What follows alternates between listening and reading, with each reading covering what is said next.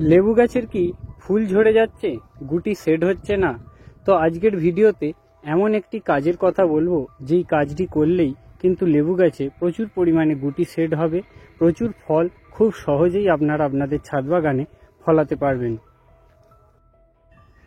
এই সময়টাই লেবু গাছে প্রত্যেকেরই গাছ ভর্তি হয়ে ফুল এসছে, সেই বিষয়ে কোনো সন্দেহ নেই। কিন্তু যেটা সমস্যা সেটা হচ্ছে প্রত্যেকেই খুবই চিন্তিত যে প্রত্যেকে ফুল ঝরে যাচ্ছে। এই ফুল ঝরা নিয়ে প্রত্যেকেই চিন্তিত এবং কারো কারো মনও খারাপ। তো এই ফুল থেকে গুটিতে কনভার্ট করার জন্য আমাদের ঠিক কীরকম পরিচর্যা এই সময় করতে হবে সেটা আমি দেখাবো। এর আগে গাছে ফুল আনার জন্য কীরকম পরিচর্যা করতে হবে দেখিয়েছিলাম। আজকে আমি দেখাবো যে ফুল এসে যাওয়ার পর সেটাকে গুটিতে নিয়ে যাওয়ার জন্য কীরকম পরিচর্যা আপনারা করবেন, কোন স্টেজে কীরকম ট্রিটমেন্ট গাছের করতে হবে, কোন ফাঙ্গিসাইড, কোন খাবার, কোন কীটনাশক, এই সমস্ত কিছু আজকের ভিডিওতে আপনাদের দেখাবো। একদম হাতে ধরে শিখিয়ে দেব এবং গুটি আসার পর, গুটি সেট হওয়ার পর আবার আমি একটা ভিডিও করব, যাতে আপনারা কিন্তু উপকৃত হবেন। তো চলুন আজকের ভিডিওতে যাওয়া যাক আর দেখে নেওয়া যাক। প্রথমেই আমি আপনাদেরকে একটু দেখাবো যে লেবু গাছে ফুল আনার জন্য যে পরিচর্যা করেছিলাম, তাতে দেখুন আমার গাছে ঠিক কীরকমভাবে ফুল এসেছে। আশা করব আপনারা যারা এই পরিচর্যা করেছেন তাদেরও কিন্তু ঠিক এইভাবেই গাছে কিন্তু ফুল এসেছে। দেখুন প্রত্যেকটি শাখায়, প্রত্যেকটি পর্বে কিন্তু ফুলে ফুলে ভর্তি হয়ে আছে। গাছ ভর্তি হয়ে কিন্তু ফুল হয়েছে। এর আগে দার্জিলিং কমলা দেখালাম, এখন দেখাচ্ছি ইন্ডিয়ান সিকি মৌসুম্বি। এতেও দেখুন কীরকম ফুল এসেছে, পুরো ফুলে ফুলে ভর্তি হয়ে আছে। আবার দেখুন কিছু ফুল থেকে আবার গুটিও কিন্তু সেট হওয়া শুরু হয়ে গেছে। আবার এইদিকে শাখাগুলিতেও দেখুন নতুন যে শাখা আসছে, সেখানেও কিন্তু আমার কুঁড়ি আসছে এবং ফুল আসছে। তো যাদের এখনো ফুল আসেনি তাদের বলবো তারা ট্রিটমেন্ট করুন, যেরকম ট্রিটমেন্ট বলেছি ভিডিও শেষে তার লিঙ্কও দিয়ে দেবো, আপনারা কিন্তু ওইভাবে ট্রিটমেন্ট করবেন। এবার দেখাচ্ছি দেখুন থাই টু অরেঞ্জ, এতেও কিরকম ফুল আসছে।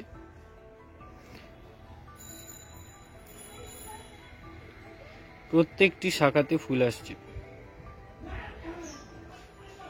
এবার দেখুন ভিয়েতনাম মালটা, এতেও ফুল আসছে। ভিয়েতনাম মালটা আর অরেঞ্জে একটু লেটে ফুল আসে, তাই যাদের এখনো ফুল আসেনি চিন্তা করবেন না, এরকমভাবেই কিন্তু ফুল আসা শুরু হয়ে গেছে। তো এবার যেটা প্রথমেই বলতে হয় যে ফুল যখন গাছে আসবে আমাদের প্রত্যেকেরই আনন্দ, এবং এই জায়গাটা কিন্তু অত্যন্ত গুরুত্বপূর্ণ। দেখুন এখানে কিন্তু কোনো কুঁড়িগুলো ফোটেনি। এই ফোটার আগের মুহূর্তে আমাদের কিন্তু একটা কন্ট্যাক্ট বেসড ফাঙ্গিসাইড, অ্যান্টাকল এক্ষেত্রে আমি বলবো, বা আপনারা যে কোনো ফাঙ্গিসাইড ব্যবহার করতে পারেন 1 লিটার জলে 2 গ্রাম। যা ডোজ থাকবে তার থেকে কম ডোজের আপনারা আরেকটু কমিয়ে ব্যবহার করবেন, এতে গাছের কিন্তু কোনো রকম ক্ষতি হবে না।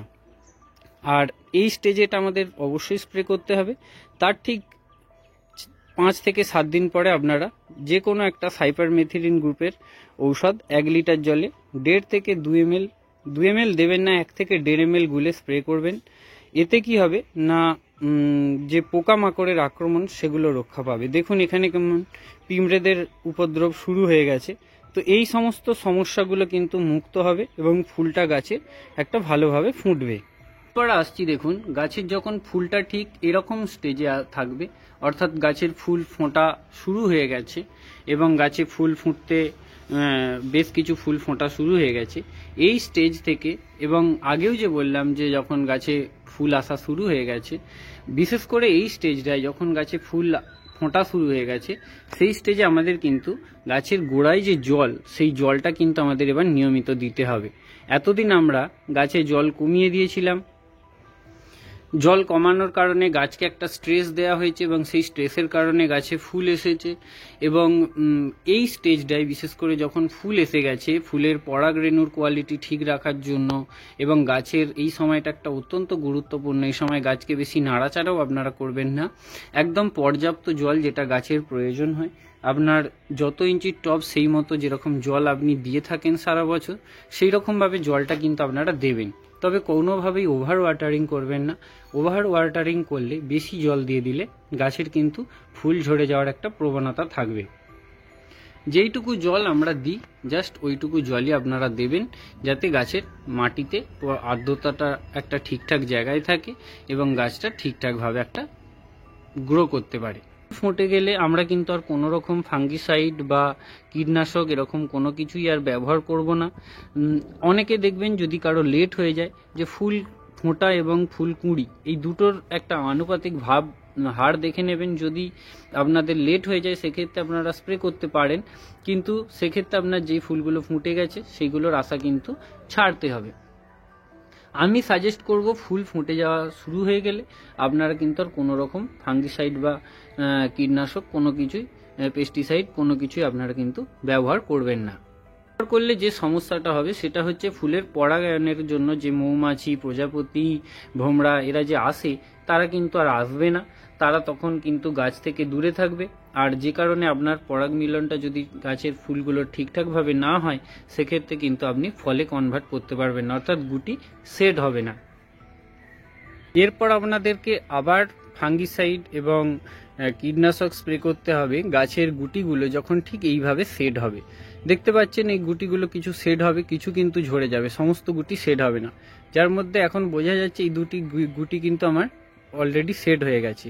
এই স্টেজে আমরা আবার যে কোনো একটা ফাঙ্গিসাইড 1 লিটার জলে, কন্ট্যাক্ট বেস ফাঙ্গিসাইড 1 লিটার জলে 1.5 থেকে 2 গ্রাম গুলে স্প্রে করব এবং তার ঠিক 7 দিন পরে আবার একটা পেস্টিসাইড 1 লিটার সাইপারমেথ্রিন গ্রুপের পেস্টিসাইড, সেটা কিন্তু আমরা স্প্রে করব 1 লিটার জলে 1.5 ml গুলে।